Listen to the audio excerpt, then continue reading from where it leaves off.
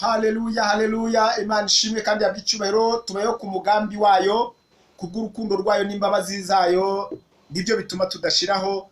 Iturinda ijoro na kumanywa, ikaturinda uko bwije nuko bukeye, aho tujya cyangwa tukava tujya gushakisha muri ubuzima. Niyo iturinda ikabera iruhande rwacu, turaryama tugasinzira tukicura kuko yabishatse.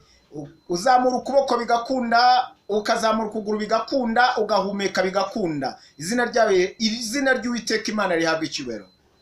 Amina. Reka rero uyu munsi mbere yuko dukomeza tubanze dusenge kugira ngo imbaraga z'Imana zigaragaze kandi umwuka w'Imana uganza ahantu uyobora iki cyigisho.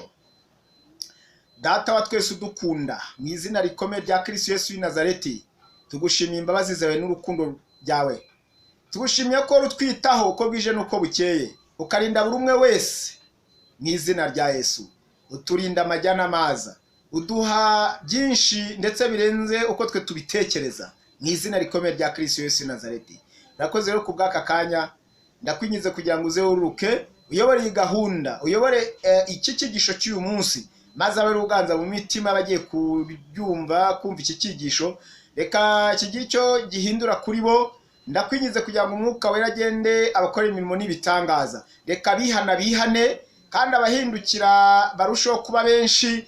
Dore ibisarurwa ni byinshi ariko abasaruzi ni bake. Ariko Data, ohereza abasaruzi. Urakoze kubw'ijambo ryawe, ngaho byose mbishyize mu biganza byawe. Mbisabye nizenzi kubyumvishe mu izina rya Kristo Yesu umwami wacu. Amen. Haleluya, haleluya. Imana ni nziza ibihe byose.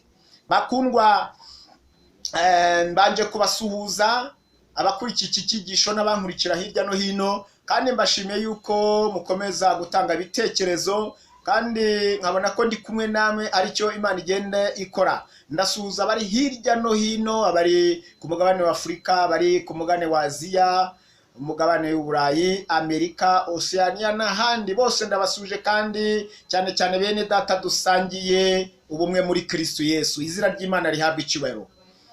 Hamwe n'ibyo rero, reka uyu munsi icyigisho tugikomeze. Icyigisho kivuga ngo ukuremwa gushya. Twabonye kuremwa gushya. Ese kuki Imana yashimye gushyiraho kuremwa gushya? Uyu munsi tega ugutwi, nizere ko uri bufashwe kurushaho kandi ukagira icyo wunguka. Izina ry'Imana rihabwa icyubahiro. Hamwe n'ibyo rero turareba uyu munsi icyigisho kivuga ngo ubumana, icyo twita theisme. Imana ishimwe kandi ihabwa icyubahiro. Iri somo riragufasha kandi rirakwereka neza, kandi rikwigishe ukubaho kw'Imana. Imana ishimwe kandi ihabwa icyubahiro. Imana yashoboye kugenda itwihishurira uko bije nuko bukeye. Niyo mpamvu kugira ngo utarayihishurirwa uyu munsi ubimenye. Hari n'aba bafite ibibazo binyuranye bakibaza se Imana irahari koko? Hari abahanga hirya no hino bashakisha kugira ngo bamenye ko Imana iriho. Ariko ndashima Uwiteka Imana ko yashoboye kugenda ampa ubusobanuro bwimbitse, ndetse akagenda asanga nkabasha kugenda asobanukirwa byinshi kurushaho. Ndetse hari n'abandi nakwita nk'abaswa bahakana ko Imana itabaho.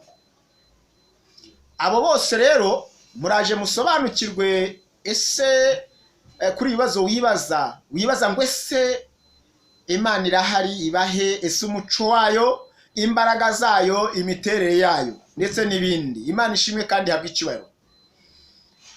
Hamwe n'ibyo rero, iri ni isomo riyobora mu kuri kose kugira ngo ubashe gusobanukirwa. Izina ry'Imana rihabwe icyubahiro. Nshuti mukundwa, reka turebe icyo bita ubumana. Ubundi hari ikibazo mu kubaho kwawe wibaza, kugeza na n'ubu ukaba ukikibazaho, ndetse n'abantu aho baba hose. Umuntu akagenda aribaza ati ariko se Imana ni iki? Imana ibaho, ese iva he? Iteye ite? Ese iherezo ryayo ni irihe? Bityo Imana igusange kandi kugire neza. Icyo kibazo rero turabona ko cyahindutse igitekerezo gitera benshi kwiruka hirya no hino bashakashaka, ndetse ugasanga barakabakaba kugira ngo ahari barebe niba irari ry'ubwenge bwabo ryabageza ku kunyurwa, kurushaho gusobanukirwa n'ibibazo baba bafite. Abandi icyo kibazo cyabera urujijo rw'abahindura imyumvire, cyabateye guhimba Imana mu bitekerezo byabo, barayiramya, barayikunda. Hari benshi bakora ibigirwamana bakabibaza nk'amasanamu, bakabibaza mu mbaho, bakabipfukamira cyangwa bakagira ikindi bimika mu mitima yabo. Hari n'abakera bajyaga basenga ibyo bita nyabingi nk'Abanyarwanda, cyangwa bakajya bizera Ryangombe n'ibindi, bagaterekera. Ariko nubwo byo bimeze gutyo, hari uburyo bajyaga bita abana baba amazina, kuko nubwo bakoraga ibyo babaga bazi ko hari Imana isumba byose yaremye ijuru n'isi. Izina ry'Imana rihabwe icyubahiro. Ibyo byose rero mu kuri nibyo koko bagerageza gushakisha, ariko bagakomeza kugira urujijo, hakabaho urujijo muri bo, bimwe ntibabishoboye kubisobanukirwa. Izina ry'Imana ridusange. Ukuri gushoboka nuko icyo gitekerezo cyangwa icyo kibazo ku Mana ntabwo ari icy'umuntu, wenda siko umuntu yagishyigikira hamwe n'abandi, cyangwa yenda ngo aba afite uburyo kiyenda yarabikomeye ku babyeyi, cyangwa yarabikomeye ku muryango. Nuko abanyabwenge n'abasesenguzi bacukumbura ibyo, imiterere y'umuntu, yaba ibyo ivuga cyangwa ibyo ikora, mu gushakashaka kumenya Imana, ahubwo byagaragaza ko ari igitekerezo karemano mu muntu, icyo umuntu yashyizwemo akiremwa. Imana ikagushyiramo igitekerezo cyo kumenya ko hari le supreme, usumba byose, le tout puissant. Imana ishimwe kandi ihabwe icyubahiro. Handi mpamvu rero hamwe n'ibyo, reka twifashishije Bibiliya twumve icyo Bibiliya, ijambo ry'Imana ritubwira. Reka turebe mu gitabo cy'Umubwiriza, turareba ibice 3 umurongo wa 11. Mubwiriza ibice 3 umurongo wa 11. Reka dusome mu izina rya Kristo Yesu w'i Nazareti. Aravuga ngo ikintu cyose yakiremye ari cyiza mu gihe cyacyo. Imana ishimwe kandi ihabwe icyubahiro. Imana yakuremye wowe mwana w'umuntu mu gihe cyawe. Ubu uriho, menya ngo ubeshejweho n'Imana kandi uriho kubwa atariyo, ntabwo waba ukiriho. Ndakubwiza ukuri, ntibishoboka. Imana ishimwe kandi ihabwe icyubahiro. Ntabwo ubayeho kubw'imbaraga zawe, nta nubwo ubeshejweho n'umuryango wawe, ntubeshejweho n'undi uwo ari we wese, ahubwo ni Imana ikubeshejeho. Imana yaremye ijuru n'isi. Imana ishimwe kandi ihabwe icyubahiro. Ngo kandi yashyize ibitekerezo by'igihe cy'iteka mu mitima yabo, uburyo umuntu atabasha gusesengura imirimo Imana yakoze uhereye mbere na mbere ukazageza ku iherezo. Biragoye koko wabisesengura, biragoye koko watekereza utariko ndiho gute. Hari benshi birata ubwenge bwabo, bakirata ibitekerezo bya cyangwa imirimo bakora, cyangwa abo baribo baba batigiye nibeshejeho. Ariko nshuti mukundwa, sobanukirwa ko ukubaho kw'Imana ariko kwatumye ubaho. Imana yarakuremye. Imana ishimwe kandi ihabwe icyubahiro. Hamwe n'ibyo rero reka twongere turebe uko Bibiliya ibitubwira. Zaburi ya 42 umurongo wa mbere. Imana ishimwe kandi ihabwe icyubahiro. Zaburi, reka turebe muri Zaburi 42 umurongo wa mbere. Aravuga ngo nkuko imparakazi yahagizwa no kwifuza imigezi, ngo nkuko imparakazi yahagizwa no kwifuza imigezi. Imparakazi ntiyabaho itabona umugezi kuko ikunda amazi cyane, ikunda kuba hafi n'amazi. Niko umutima wanjye yahagizwa no kwifuza Imana. Birakwiye ko wifuza Imana kurusha ibindi. Mbere na mbere Imana, ibindi bikaza nyuma. Imana ishimwe. Yesu Kristo niwe namba ya mbere mu byo ukora byose. Wagombye mu kubaho kwawe kusobanukirwe se Imana irashaka ko nkora iki, Uwiteka arashaka ko mbaho gute, kuko ari we muremyi wawe. Wigendera ku bitekerezo byawe bwite, kuko ibitekerezo by'Imana, Imana yakuremye uri mu bitekerezo byayo kugira ngo mu gihe gikwiriye ugiramya utekereze ahantu. Ese kuki Imana yakuremye ku isi kandi yagushyize ku isi, irakuremye gushyira ku isi kandi kabikurinze? Izina ry'Imana rihabwa icyubahiro. Hari byinshi watambutse, hari byinshi byagomba kugutwara ubugingo, ariko uracyahumetse. Twapfa dupfa ku bwa Yesu Kristo, twaba turiho ku bwa Kristo Yesu. Imana ishimwe kandi ihabwa icyubahiro. Nkuko Imana igira uburyo cyangwa inzira nyinshi zo guhaza ibyifuzo by'umubiri w'umuntu, icyo twakwita mu Gifaransa satisfaire les besoins de l'organisme. Imana ikora ibishoboka byose igashyiraho igahaza kwifuza kwawe. Mu kubaho kwacu dukenera kurya, Imana iduha ibyo kurya.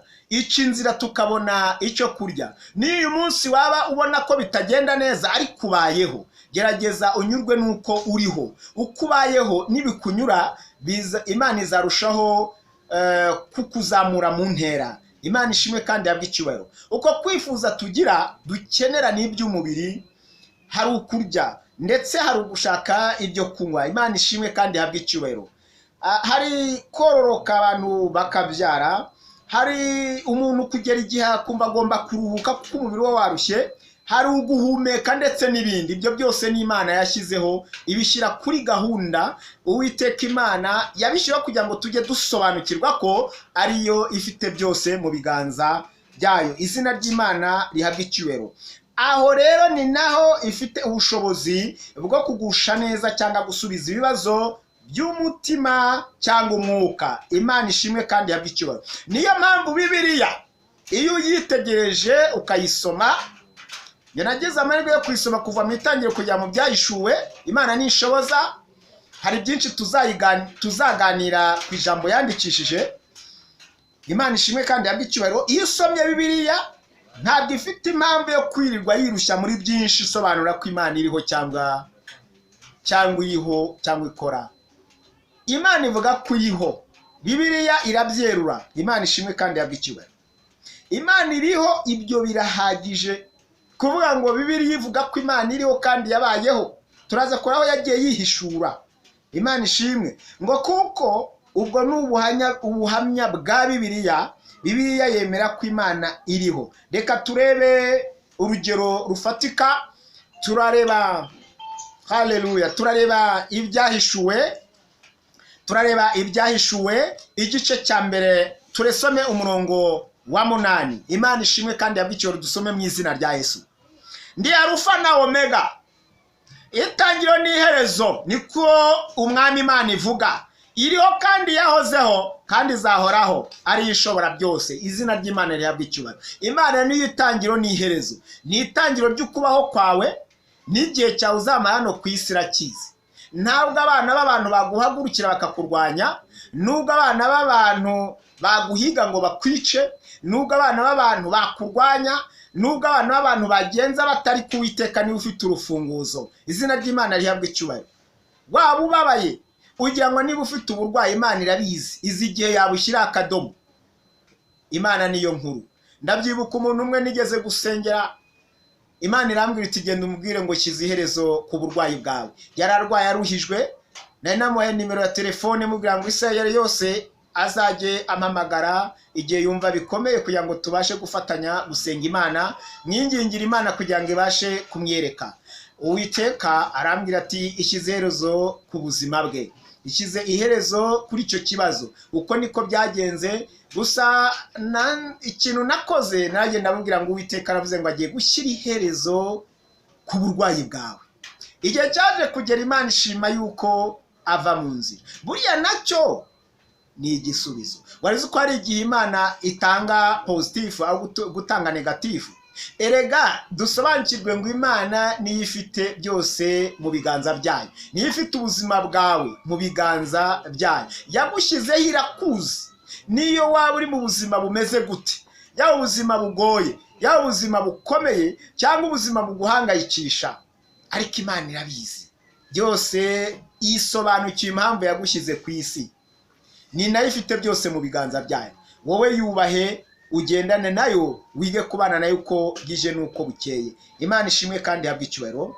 Reka nanone turebe uburyo ki yaba yarimenyekanishije ibwira Mose. Reka turebe Kuva mu gitabo cyo Kuva ibice 3, igitabo yo Kuva ibice 3 duhere ku murongo wa 13 tugeze 15. Aravuga ngo dusome mu izina rya Kristo Yesu. Mose abaza Imana iti ningera ku Bisirayeli nkababwira nti Imana y'abasekuru banyu yabantumyeho, bakambaza bati yitwa nde? Nzasubize iki? Imana isubiza Mose iti nduwo ndiwe. Imana ndiwe.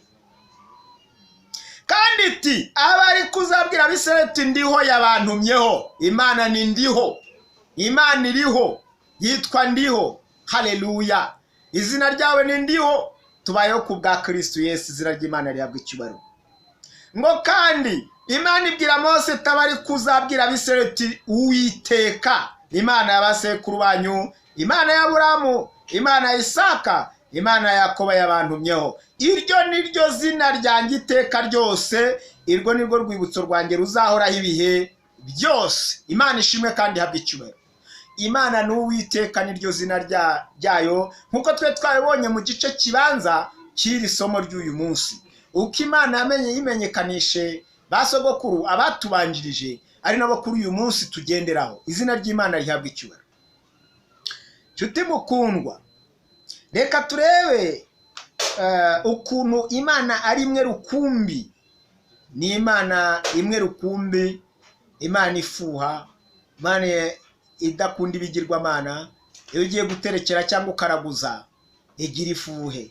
Ishaka ko ibibazo byose, imitwaro ufite, ubwo burwayi, ubwo kwiganyira, ubushomeri, waba uruhijwe n'umugabo wawe cyangwa uruhijwe n'umugore wawe, waba se ufite ibibazo binyuranye by'imibereho, iyo mitwaro yose arayikorera Yesu. Yimubwire. Ni Imana ifuha. Wowe warabuze urubyaro wijya mu bapfumu cyangwa ngo utekereze mu barozi, rindira Imana, uyindiye ku musozi, izakubera igisubizo. Izina ry'Imana rihabwa icyubahiro. Reka hamwe n'ibyo rero turebe mu rwandiko rwa Yakobo. Reka turebe mu rwandiko rwa Yakobo turareba ibice 2 umurongo wa 19. Izina ry'Imana rihabwa icyubahiro. Ibice 2 umurongo wa 19, dusome mu izina rya Yesu. Haravuga ngo wizera yuko Imana ari imwe rukumbi, ibyo ni byiza, ariko abadayimoni nabo barabyizera bagahinda imishyitsi. Abadayimoni nabo bazi ko Imana ari imwe, ariko iyo utangiye kuvangavanga, ujya mu bapfumu, ukajya mu barozi, ukajya kwirwanirira, Imana irafuha. Hamagara Uwiteka Imana uri mu kigeragezo, takira Uwiteka uri mu ntambara zinyuranye, uhagarare hejuru y'ikigeragezo, kandi Uwiteka azagutabara. Izina ry'Imana rihabwa icyubahiro. Ndagushishikariza uyu munsi kugira ngo wumve ukubaho kw'Imana, wumve ko utariho ku bwawe. Imana ishimwe kandi ihabwe icyubahiro. muvandimwe, ku bantu bahakana Imana, icyo twakwita atheiste mu rurimi rw'igifaransa, bahozeho mbere na n'ubu bakaba bariho. Uyu munsi birashoboka ko waba uri muri babandi bahakana ko Imana itariho. Abo nta kindi Bibiliya ibavugaho, kandi nta zindi mpaka ibagisha keretse kubita ko ari abaswa cyangwa abashenzi pumbafu kwa lugha ya Kiswahili. Hiyo ni Biblia kwa lugha ya Kiswahili nasema ni bapumbafu. Ni ukuvuga ntacyo bazi, ntabyo basobanukiwe n'injiji. Kabone nubwo baba intiti zaminuje zifite amashuri ahambaye kugeza kuri rwego rwa PhD, cyangwa bakaba bari bafite ubutunzi bwinshi, ariko abo bose Bibiliya bita yuko kuva bahakana ko nta Mana ibaho, bahakana ko Imana batayizi cyangwa itariho, ibita ko ari injiji.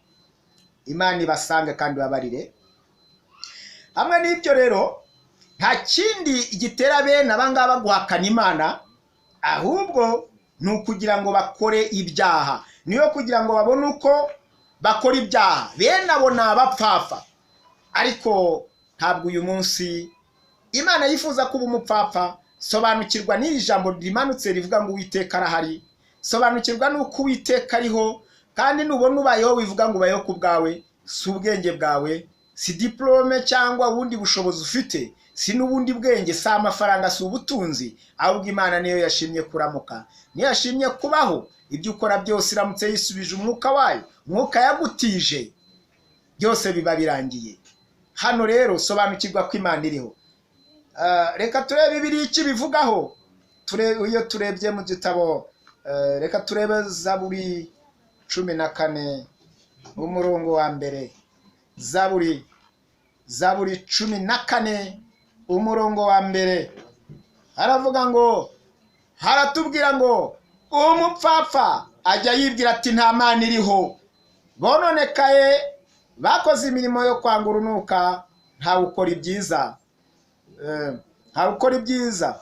Uwiteka arebye abantu ari mu ijuru kugira ngo amenye yuko harimo abanyabwenge bashaka Imana, bose barayobye, bose bandurijwe hamwe, ntawe ukora ibyiza n'umwe.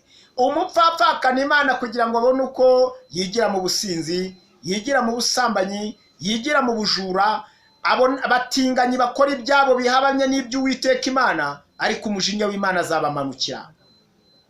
Buri wese abiba n'ibyo asarura. Ese ubibiki? Waba uri umutinganyi? Uyu munsi Kristo arakicaye ku ntebe y'imbabazi. Uwiteka Imana arakicaye ku ntebe y'imbabazi, kandi ariho. Va mu byaha uhindukire, izina ry'Imana rishyirwe hejuru. Nshuti muvandimwe mukundwa, ndibuka nubwo nagiraga igihe nkajya kuburanya ndetse no kugisha impaka abantu bari bazi Imana basengaga, nkafata umwanya wo kujya guhakana mvuga ko Imana itariho. Icyo gihe narebaga ubuzima mbayemo, nirebaho uko bwije n'uko bukeye, nkabona nta kigenda. Ariko burya nari mu gihe cy'ubujiji, nari mu gihe cy'ubupfapfa, ariko ibyo byose Imana arabyirengagije. Mu gihe gikwiye, ntabwo navuye mu mubiri ntaramenya ko Imana iriho, mba narimbutse, ariko namaze gusobanukirwa ko Imana iriho kandi ko ari umutunzi w'imbabazi. Haje kubaho ikintu gikomeye cyane ubwo nari ku ishuri, haje gukubita inkuba 9 barapfa, nanjye twari abagera muri 59 nabaye victim. Tujya mu bitaro, mara ibyumweru bigera kuri 2 narahumye, ariko Uwiteka yaratabaye arinyihishurira. Ngaho namenye ko Imana iriho. Uyu munsi nkaba mpamye Uwiteka, nkaba mvuga ko Imana iriho, kandi kugeza kuri iyi saha urukundo rwayo rumbeshejeho. Amavuta y'Uwiteka niyambeshejeho. Nawe numenya ko Uwiteka ariho uyu munsi, urahinduka icyaremwe gishya. Nusobanukira ko Uwiteka ariho, aragusiga amavuta, uzagenda hose bagukingurire, uzagenda ugeze hose utambuke, ubu umuntu ukomeye. Imana ikuzamure mu ntera. Imana ishimwe kandi ihabwe icyubahiro, ikurinda amajya n'amaza. Imana ishimwe kandi ihabwe icyubahiro. Haleluya. Nshuti muvandimwe, hamwe n'ibyo rero, Imana iriho, ugomba kubisobanukirwa byanze bikunze. Gusa hari icyo tugomba kumenya. Imana yuko ijya yihishurira abantu mu kubaho kwayo. Gusa kububaha Imana by'ukuri, nuramuka wubashye Imana by'ukuri, ukumvira amategeko n'amabwiriza yayo, ugahinduka ukava mu byaha, ukaba icyaremwe gishya,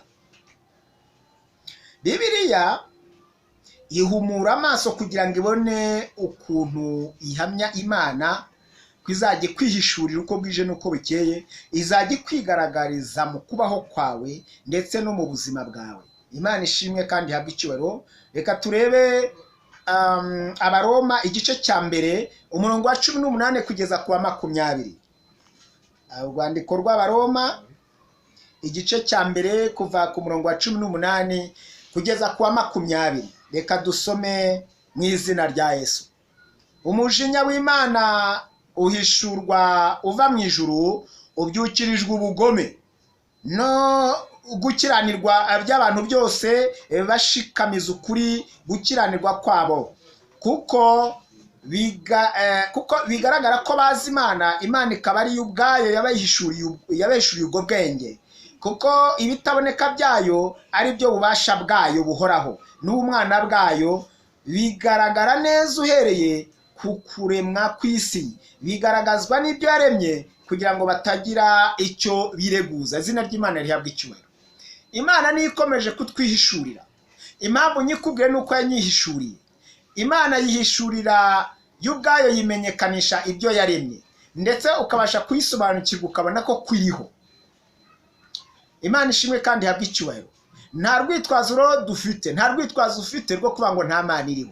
Uyu munsi ndakwinginze yizere uyiringire, nubyuka mu gitondo wumve ko ariyo iyikongereye umunsi wo kubaho, nubona ugiye ukabona birakunze ujye mu mirimo ukora, ndetse kabone niyo waba wenda uri ahantu runaka mu bikomeye, ariko wumve ko Imana uyiringiye, kuko ikura kandi ku cyavu ikishanya n'abakomeye. Erega ngo na nyuma ya zeri irakora. Ibasha kugukura mu bibi ikagushyira mu byiza, ishaka kugukura mu kaga n'amakuba ikagushyira mu mahoro. Imana ishimwe kandi ihabwe icyubahiro. Uyu munsi urashonje, ariko yitakire ejo izaguhaza. Erega ibiri mu isi byose ni ibyayo. Izina ry'Imana rihabwe icyubahiro. Ukutagaragara kwayo ngwize physically uyirebe, niko gukomera kwayo, nizo mbaraga zayo. Imana ishimwe kandi ihabwe icyubahiro. Turebye Zaburi 19 umurongo wa 1 kugeza ku wa 3, tubona ko Imana yihishuriye ibyaremwe. Imana yagiye yihishuriye ibyaremwe, niho tuyimenyera, ikazajya yiyerekana ibyaremwe bikayibona, nkuko twabonye yagiye yishura Mose. Imana ishimwe kandi ihabwe icyubahiro. Hamwe n'ibyo rero tubona Imana yagiye igendana n'intumwa zayo, abo yahamagaye. Turabibona uko yahamagaye Paulo na Sila. Iyo turebye mu byakozwe n'intumwa ibice 17, dore ku murongo wa 19 kugeza 33, niho yihishuriye ukubaho kwayo. Ubwo Paulo na Sila babonye umuja utewe na dayimoni azabakurikiye, avuga ngo aba ni abakozi b'Imana, ngo baravuga iby'agakiza, aza asakuza uwo muja utewe na dayimoni, ngo Paulo na Sila bamwitegereze, babona afite imyuka mibi. Baje gucya iyo myuka iri muri we imuvamo, maze arakira. Hanyuma ngo basebuja w'uwo muja utewe na dayimoni babanye ko nta nyungu bakimutezeho, niho bahise bakurubana Paulo na Sila bamushyira mu nzu y'imbohe. Ndashaka kugira ngo ariko nkubwire ngo ahangaha ntabwo itorero ryigeze rituza, ntabwo itorero ryacecetse, ahubwo ryagiyeho riririmba, rigiyeho ritabaza ijuru, riratabaza. Ese wowe wigeze mu kaga n'amakuba utabaza nde? Hari icyo ukwiriye gukora, hari ukwemera. Ugomba kwemera ko Uwiteka ariho, ukagira kwizera, ukumva yuko nk'uko Paulo yagize ukwizera mu kubaho kw'Imana iriho, yagera mu kaga n'amakuba ahuye n'abantu babi, ahuye n'abagome bakamufunga bamuziza ubutumwa bwiza, yatakiye ijuru kandi ijuru riramutabara. Itorero ryarasenze. Birakwiye ko rero mu bihe nk'ibi bigoye kandi bikomeye by'ibihe bya nyuma, twese hamwe dufatanya tugatabaza Imana. tuyitabaze mu ngorane duhura nazo muri ubu buzima, tuyitabaze, dutabaze Uwiteka, dutabaze Kristo kugira ngo aze adutabara. Arahari, ihumura, Imana irahari. Humura ko yahoze iriho ejo n'uyu munsi niko ari. Izina ry'Imana rihabwa icyubahiro. Nshuti mukundwa, mu mutima w'umuntu ibasha kwigaragaza. Reka turebe icyo urwandiko rw'Abaroma ibice 2 umurongo wa 14 kugeza ku wa 15. Abaroma, reka turebe Abaroma ibice 2 umurongo wa 14 kugeza 15. Reka dusome. Abapagani badafite amategeko y'Imana, iyo bakoze iby'amategeko ubwo baba bihinduriye amategeko nubwo batayafite, bakagaragaza ko umurimo utegetswe n'amategeko wanditswe mu mitima yabo, ugahamya n'imitima ihani babwiriza, igafatanya n'ibitekerezo byabo kubarega cyangwa se kubaregura. Hamwe n'ibyo rero, kubo uzi neza yuko itegeko rihari ariko ukarirengaho, rizagera igihe riguhane, ndetse n'igihe kizagera ubwo Kristo azaza gutwara itorero, azakubaza ese kuki wakanye ko Imana iriho kandi yagiye kwihishurira wowe ubwawe. Uri icyaremwe, ukwiye kumenya ko Imana ariyo yakuremye. Imana ishimwe kandi ihabwe icyubahiro.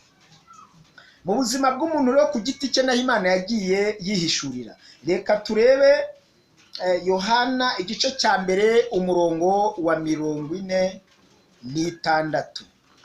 Yohana igice cya mbere umurongo wa 46. Yohana igice cya mbere umurongo wa 46. Reka dusome izina rya Yesu.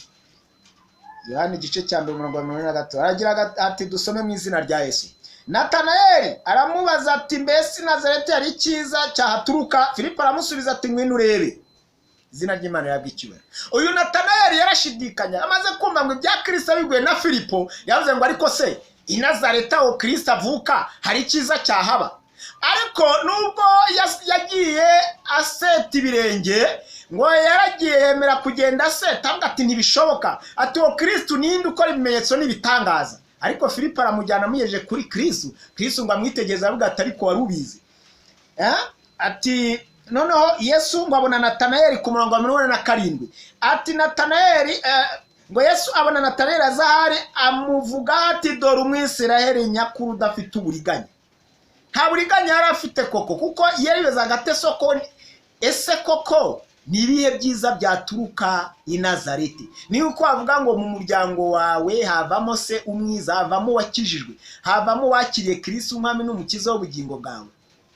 Imana itubabarire. Cyangwa umuntu yaza yakubwira iby'Imana mutumye uti ntibishoboka, uti ntabwo nemera ubuhanuzi bwawe, ariko Imana igusange nshuti muvandimwe.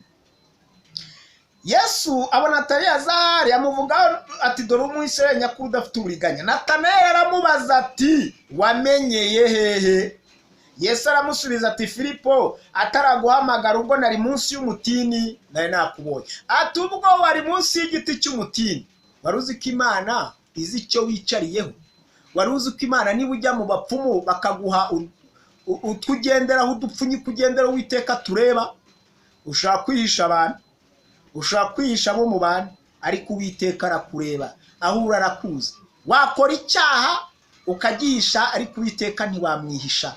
Yabwiye Natanayeli ati nari nakubonye. Kristo Yesu ashimwe kandi ahabwe icyubahiro. Nshuti muvandimwe, uyu munsi cyisho cyabango ubumana, yabango Imana iriho. Imana yaraturemye, iturema idukunze. Hamwe n'ibyo rero, reka dusoze tureba muri Matayo igice cya 7 umurongo wa 7. Matayo igice cya 7 umurongo wa 7 ariho uyu munsi iki gice cyacu kibasha kugarukira. Matayo igice cya 7 umurongo wa 7. Reka dusome mu izina rya Yesu. Haravuga ngo musabe muzahabwa. Saba kumenya Uwiteka Imana urabihabwa uyu munsi wa none. fata igihe cyo kuvuga ati ariko Mana ko ntakuzi ko ntarakumenya nyiyereke. Imana irakwiyereka. Wishakira Imana mu bantu, wishakira Imana mu bitagira umumaro. Senga ahiherereye usenge ubaze uti wa Mana we koko narakubonye. Abimana yiyeretse bongere bazamura amaboko bavuga ati Uwiteka warakoze kuba waratwiyeretse. Ariko ukomeze urwane intambara nziza yo kwizera.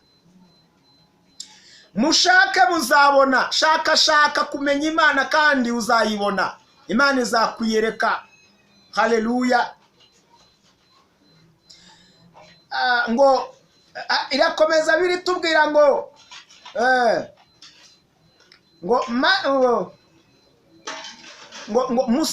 musabe muzahabwa, mushake muzabona, mukomange ku rugi muzakingurirwa. Haleluya. Umutima w'Imana witeguye kugukingurirwa.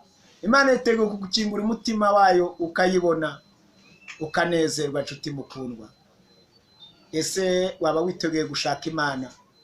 Ese aho uri unyumva uyu munsi waba uri mu rugo, insengero zubatswe n'amaboko y'abantu zirafunze, ariko urusengero rukomeye ni wowe.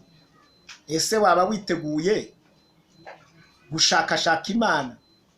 Aho waba unyumva cyangwa nkurikiye uri mu modoka, aho waba uri hose, waba uri mu rugo iwawe, ariko ndagusaba kugira ngo uyu munsi ushakishe Uwiteka, umutura ibyawe, umutura ibibazo byawe kandi arabikemura. Imana irahari kandi ntaho izajya, ntabwo izagutererana. Urakoze nshuti muvandimwe.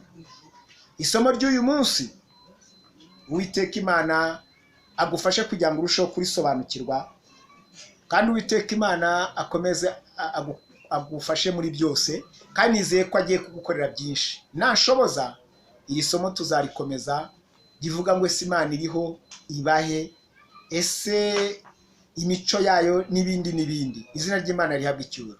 Hamwe n'ibyo rero reka nsoze dusenga, ariko mbere yuko nsoza reka mbanze nsengere abababaye, nsengere imfubyi n'abapfakazi, nsengere abo bose bafite ibibazo binyuranye.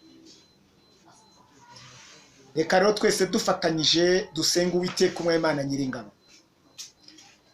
Mu izina rikomeye rya Kristo Yesu w'i Nazareti, Uwiteka Imana Nyiringabo, nkweretse abababaye, nkweretse abo bose bafite ibibazo bitandukanye, abafite indwara zikomeye zidakira, abarwaye indwara z'uruhu, indwara zo mu mitsi, indwara zo igifu, indwara zo mu maraso, diyabete, kanseri, umutwe udakira.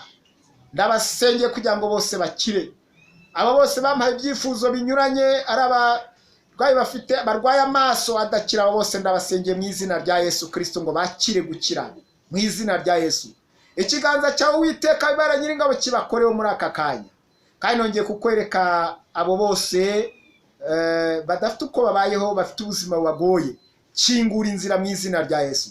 Abo bose bafite uko batabaye bibagora, batabona ibyo kurya, ibyo kwambara, abo bose ubabera igisubizo Uwiteka Imana Nyiringabo. Urakoze Data, urakoze. Reka bakire gukira, reka bakire ibisubizo biturutse mu kuboko kwawe. Nge nk'umukozi wawe ndi igikoresho cyawe. Ngaho rero gira icyo ukora. Nge ndabatakiye, ndabatakambiye kugira ngo ubumve kandi ubabere igisubizo. Sinakwibagirwa abo bose badafite ibyo bakora, bashomeye. Data bacira inzira mu izina rya Yesu. Hari abamaye ibyo byifuzo bose ndabasengeye. Urakoze Yesu kuko ubyumvishije. Ndakwinginze kugira ngo Data rema amashimwe mu mitima yabo, rema amashimwe kugira ngo mu gihe gikwiriye bazigaragaze nk'Imana. Urakoze yuko ubyumvishije kandi ubikoze mu izina rya Kristo Yesu w'i Nazareti. Amen. Nshuti mukundwa, Imana ishimwe kandi ihabwe icyubahiro. Ngushimye rero kuko ukurikira ijambo, ariko reka nsenge soza. Urakoze Data wa twese wo mu ijuru, mu izina rikomeye rya Kristo Yesu w'i Nazareti. Ngushimiye umwanya afashe, uranshoboje, mbashije gutambutsa iki cyifuzo. Reka kigere ku buri umwe wese ugiye kugikurikira.